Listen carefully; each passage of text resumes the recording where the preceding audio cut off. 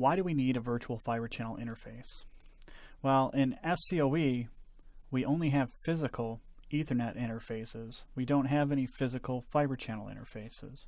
So we actually need to create a logical instance of those fiber channel interfaces.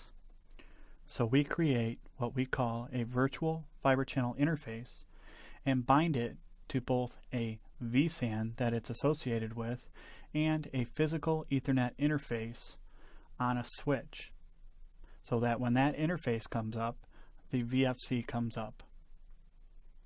There are some guidelines that need to be followed when you are creating a virtual fiber channel interface.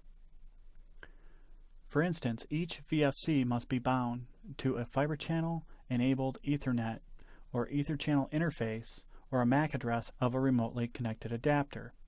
FCOE is only supported on 10 gig interfaces, and the interface that you bind the VFC to must be configured as follows. It must be a trunk port, and the FCOE VLAN that corresponds to the virtual fiber channel interface must be allowed on that VLAN list. You cannot configure an FCOE VLAN as a native VLAN on a trunk port, and you should only use an FCOE VLAN for FCOE. Also, do not use the default VLAN as an FCOE VLAN. There are some additional guidelines that you must remember as well.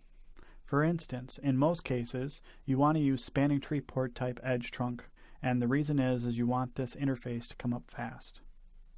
Also, each VFC interface is only associated with one vSAN.